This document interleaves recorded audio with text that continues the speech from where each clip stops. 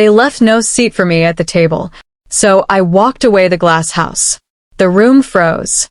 Mara's smile cracked. Nora set down her glass. Even Henry turned, his gaze narrowing. "I'm done," I said.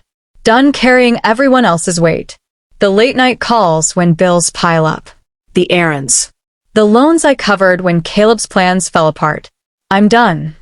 Caleb scoffed. "What, paying a phone bill is carrying us now?"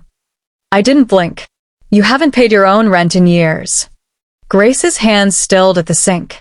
Her voice was soft, but sharp enough to cut. "We never asked you to, Luke." The silence that followed wasn't silence at all. It was a guillotine. I picked up Sophie's coat. Theo appeared in the doorway, pizza crust in hand, his eyes asking me the same question as before. I nodded. It was time. We left without dessert. The first snow fell as we drove home. Sophie and Theo leaned against each other in the back seat, their heads resting together, already half asleep. The car smelled of pie and broken promises.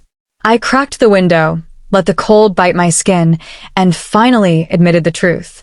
I wasn't part of their house anymore. I had been the scaffolding, useful when their walls shook, discarded once the storm passed. A few days later, the calls began. Nora first. "Just checking in. The kids okay? Dad's asking about you." Then Grace. Her messages were vague, scattered. "We're dealing with some things. Could use a call back." By Friday, Mara sent a text. Not even a call. "Caleb's in trouble. Can you come?" Trouble. That's what they called it when Caleb drained 15 grand from my father's savings chasing crypto. Trouble when the bank flagged their mortgage. Foreclosure notice slapped to the door. They didn't reach out to apologize. They reached out because their glass house was cracking and they wanted me to hold it up again. Nora showed up at my apartment one morning, bagels in hand, eyes dark with worry. "It's bad, Luke," she said. "Mom and Dad can't fix it alone. They need you." I leaned against the counter, my phone buzzing with unanswered messages. "They need me," I repeated. But where were they when I needed them? When Sophie was sick and I worked double shifts. When Theo asked why his grandparents never called. Nora looked away. "They're family. You always fix things." I shook my head. For the first time, the weight lifted. Not anymore. That night, Sophie climbed into my bed, warm and small against me. Theo slept on the couch, a book splayed across his chest. On the fridge, Sophie's drawing glowed under a magnet, 3 stick figures beneath a crooked sun. Me.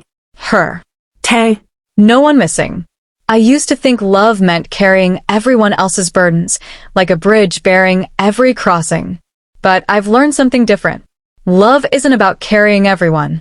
It's about choosing who you build with. And I've chosen. My kids. My heart. My small, sturdy world. That's enough. Eventually, the calls stopped. The house sold. The family scattered like leaves in the wind. Maybe they found their footing, maybe they didn't. I hope they did. But I'm not looking back. Because here, with Sophie's laughter and Theo's quiet strength, I'm building something real. Something unbreakable. So if you've ever felt like scaffolding in someone else's fragile glass house, if you've carried the weight of people who only remembered you when they needed saving, this is your reminder. You don't have to keep holding them up.